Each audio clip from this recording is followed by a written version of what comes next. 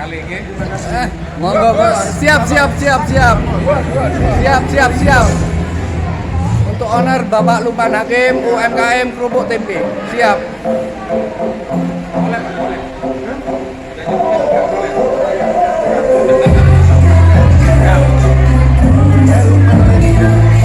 Subscribe. Jangan lupa like, komen, Masuk ya. Bapak ya. Siap.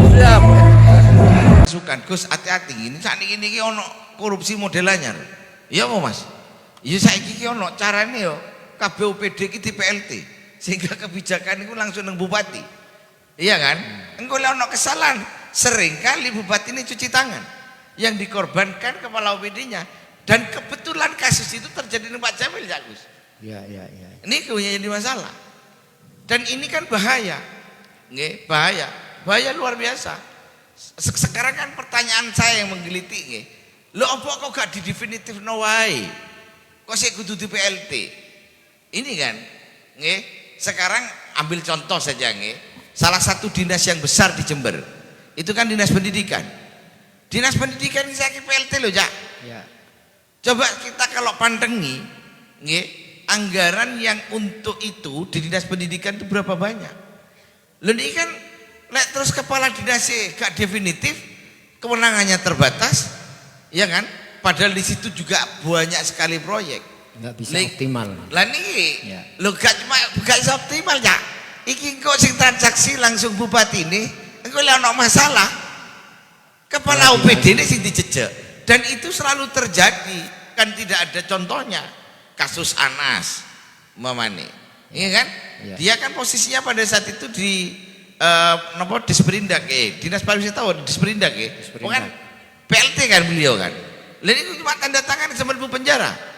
Lagi, lesing gondol duite itu loh. Nih di dalam persidangan itu kita tahu nggih bahwa nama Bu Baida itu disebut sampai lebih dari 100 kali. Tapi kan kenyataannya tidak pernah diperiksa. Iya kan? Iya. Nah, kebetulan kena kemiripan karo kasus Pak Jamil. Ya karena beliau statusnya, ingat loh. Kemarin sekarang ini beliau itu kena kasus yang sama, kira-kira kurang lebihnya seperti itu. Beliau ini di BPBD kan statusnya PLT. Tidak punya kewenangan. Tidak duwe gak iso gawe SK. Tapi beliau ini salah satu yang membuat di TSK kan ini kan karena dianggap salah menggunakan SK. Lu sing gawe SK iki sapa? Lu gak diperiksa. Kan aneh nih. Lah ini kan akan jadi tren terus menerus seperti itu, iya kan? Akhirnya yang terjadi negara itu selalu salah memvonis, iya kan? Akhirnya kerugian bisa dibayangkan lah. Lek sing divonis iki malah bukan pelakunya, iya kan? Otomatis itu kan jadi beban negara. Ya, otomatis statusnya begitu divonis wis terpecat, jadi pengangguran wis. Iya kan? Selama dia menjalani proses hukuman, lah keluarga nih, istri anaknya juga ada kemungkinan terlantar. Lah padahal pelaku yang sesungguhnya aman-aman saja. Loh ini loh maksud saya. Ini kan kenapa kami bahas sedikit karena itu. Lah ini yang harus modus-modus seperti ini kan yang kita harus cermati, itu loh. Terus juga Pak Hermanto pernah cerita, sekarang jadi tren Gus kayaknya. Silpa itu menjadi digawe. Silpa itu memang dibuat. Satu yang pertama silpa itu dibuat untuk apa? Nggih kan?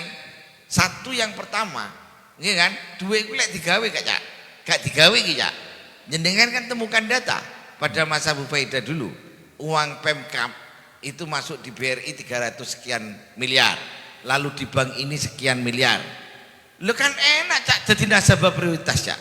Ya. Nah ini kan jadi alat transaksi.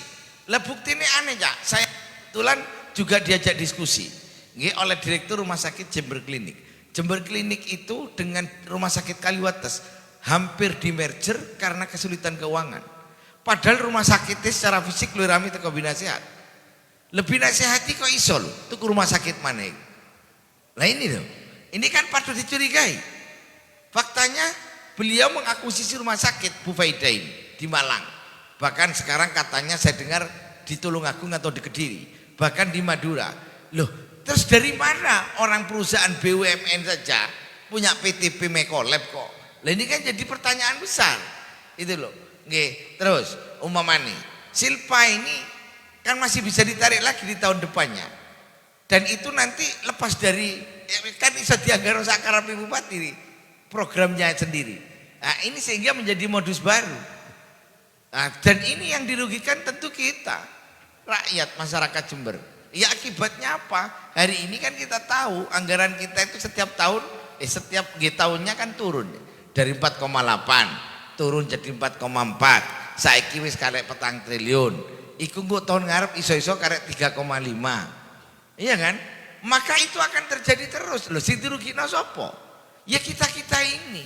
Sekarang angka kemiskinan buktinya semakin menurut data semakin tinggi. Wong loro gak kebayar tambah akeh. Nah, ini kan permasalahan-permasalahan yang seringkali lepas itu loh dari pantauan kita.